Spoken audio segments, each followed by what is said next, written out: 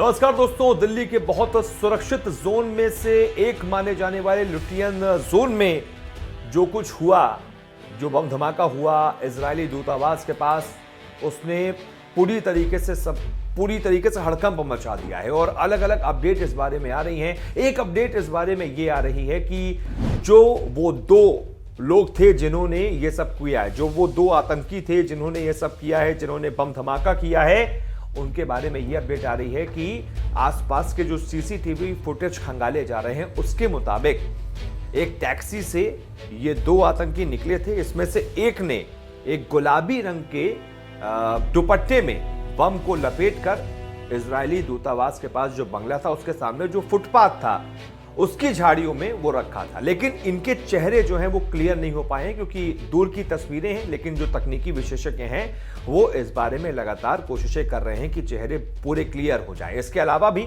IB और special cell के जितने भी ये पूरी एजेंसियां हैं ये कोशिश यही कर रही हैं कि और ज्यादा इनपुट्स इस बारे में मिलें। इसके अलावा एक और अपडेट आई है कि इंटरनेट मीडिया के जरिए जैश उल हिंद नाम के संगठन ने इस हमले की जिम्मेदारी ली है।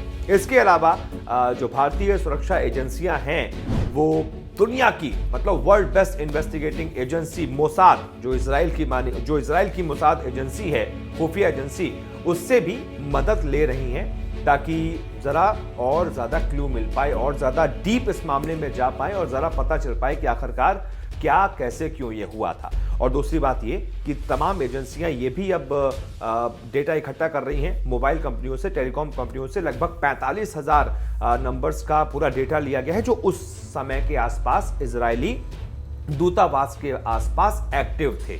अब उसमें से फिर सुराग निकालने की कोशिश की जाएगी। इसके अलावा जो टैक्सी कंपनियां हैं जैसे ओला हो गई, उबर हो गई, इनसे भी जांच की जा रही है। इनसे पूरा डेटा मांगा गया है कि आप ये बताइए आपकी जितनी भी टैक्सी थी वो नई दिल्ली के आसपास, इस इजरायली दूतावास के आसपास से गुजरने की कौन कौन सी बुकिंग थी, आप उसकी पूरी हमें डिटेल दीजिए। तो वो भी डिटेल मांगी गई है और साथ ही साथ ड्राइवर का मिलना बड़ा ज़रूरी है। तो उसी डिटेल के आधार पर फिर ये तय किया जाएगा कि कौन ड्राइवर था। फिर जितने भी संदिग्ध होंगे उनसे ज़रा पूछताछ की जाएगी और पता लगाने की कोशिश की जाएगी कि आखिरकार कैसे और क्यों ये सब हुआ, कौन इसमें शामिल थे, क्या कुछ जानकारी इस बारे में है। वो ड्राइवर जब तक नहीं मिलता है, ड्राइवर बहुत अहम है जिसकी कैब में बैठकर ये दो घुसे थे और उसके बाद उन्होंने इजरायली दूतावास के पास बम रख दिया था और फिर उसके बाद वहां से निकल गए थे। तो अभी तक यही अपडेट आ रही है